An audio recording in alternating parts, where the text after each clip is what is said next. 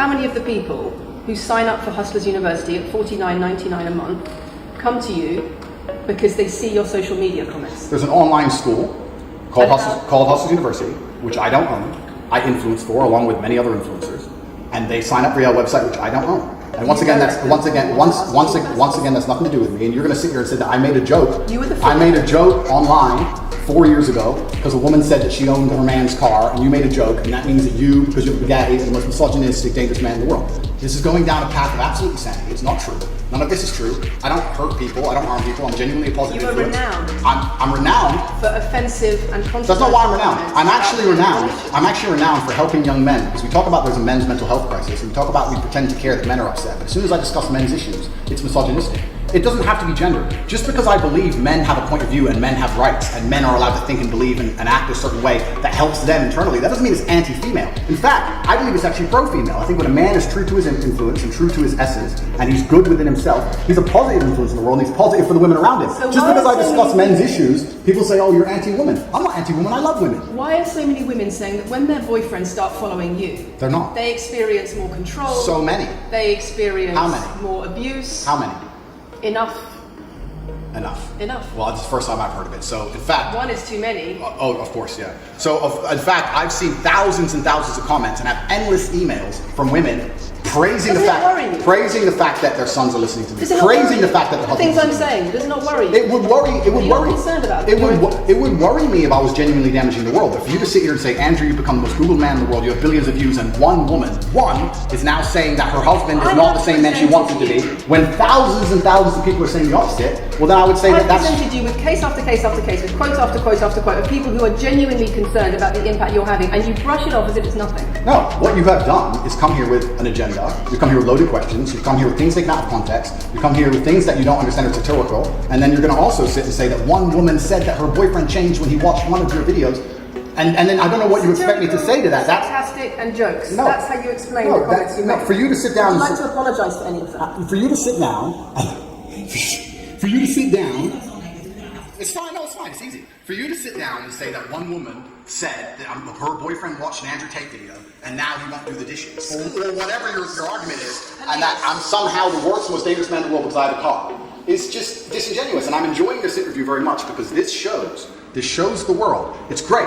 It shows the world the truth about the legacy media because they beg me for interviews. They beg me, you have been begging me for months, please, we need to be relevant. And then you come here with loaded questions trying to paint a picture of me, which is completely and utterly false. I am a good positive influence for the world. The things I teach men are stoicism, discipline, self-respect, hard work, obeying authority, listening to your fight coach, working hard in school, making as much money as possible in your job. If you actually watch the things I say, if you actually watch my comments about women, I've done long podcasts for hours long about females, talking about protecting for them, providing for them, how I believe women should be treated in a relationship. I've done all of this, but you don't watch any of it, and then you come here and ask me that, answer questions I've answered at length thousands of times. Since you came out of custody, there seems to have been a lot about your charity work. Correct. On your social media. I've always done the charity work, but now I'm promoting it. There seems to be a real shift. Yeah. I wonder what's behind that. Well, I've always done the charity work. I've been doing the charity work for years. I believe that it's my legacy to leave a positive influence on the world, and I've been doing charity work for over 5 years. Post my incarceration, my unfair, unjust incarceration, may I add. Post that, I've made it more clear the charity work I'm doing. But this is, once again, very interesting. I spend $25 million a year feeding children. Men, male children, and female children. In Turkey, in Syria, in Iran, and Iraq. I literally spend $25 million a year feeding children. And I'm still the worst man in the world because 4 years ago I made a sarcastic comment. Because some people would look at that and say, okay, so before you got money from attracting people to your website by making controversial comments, but that might have got you into trouble. And so now you're looking for a new market. You're looking for a new market of followers who are attracted by a different sort of persona. I've always done the charity work, so that is obviously incorrect. And I have proof that I've always done the charity work, so you're wrong, firstly. I believe that if you have a lot of wealth, you should help people, and I'm helping people. I also think it's very, very interesting that you could not find another celebrity in the UK or anywhere else who's spending £25 million a year feeding children in war-torn countries. I'm doing that, and I've been doing that for a long time without even mentioning it. I never even said it. And now that I've said it, people are going to attack me for it and say that it's disingenuous. The person in Sudan who's eating the meal, do you think they believe it's disingenuous? No, I think they feel pretty good that AndrewTate fed them. And to sit here and say that I'm a bad person now because I'm manipulating charity, because I'm using charity, I'm just trying to do good in the world. That's all I've ever been trying to do. When women speak out against you online, disagree with what you say, they describe being bombarded with rape threats, with death threats, trolling by your followers. Would you like to say anything to your followers about how to behave in that situation? Absolutely, correct. I would love to do that. First things first, I've yet to see a female stand up and argue with me online. I don't ever see hardly any, although the women who message me agree with me. Secondly, I don't think that anybody who disagrees with me, male or female, should be trolled. I don't think they should be assaulted or attacked. I think the idea should be discussed openly and fairly and maturely. It doesn't matter if a man agrees with me or disagrees with me, or a female. I don't think my followers should come along and attack her, and if my followers are doing that, I'm upset by that. But let's make a very important clarification. That's not my followers. That's the internet. If you were to log into any video game lobby, I don't play video games, and someone were to sit there and say something stupid, they would be trolled with similar comments. That's the unfortunate reality of the internet as a whole. That's nothing to do with me.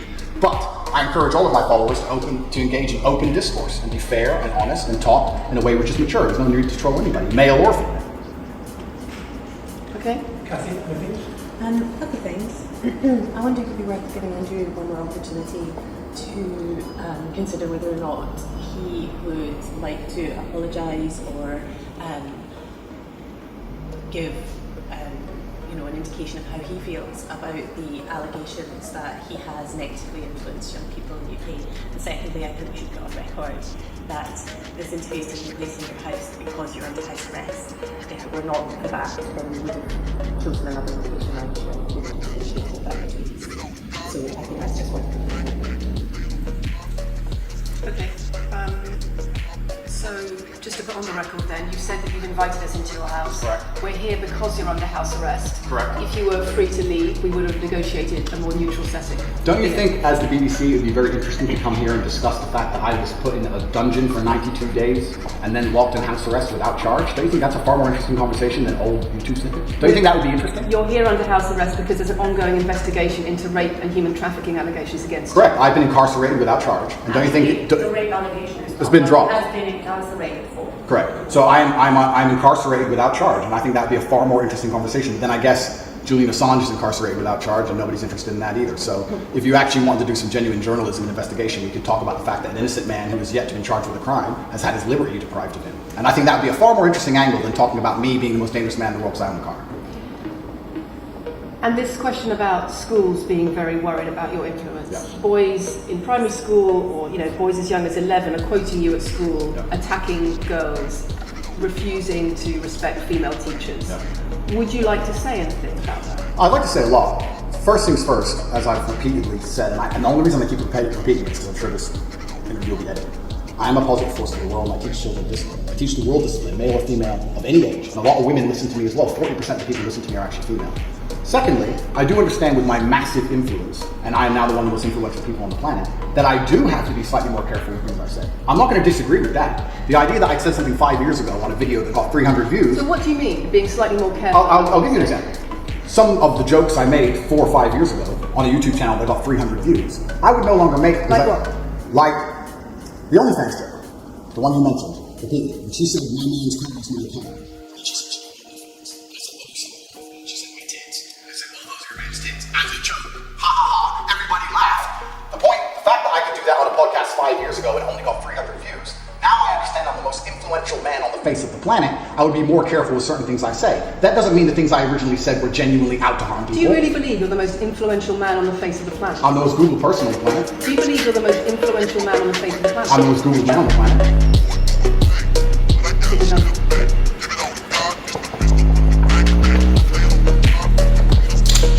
Thanks, Lucy. It's enjoyable.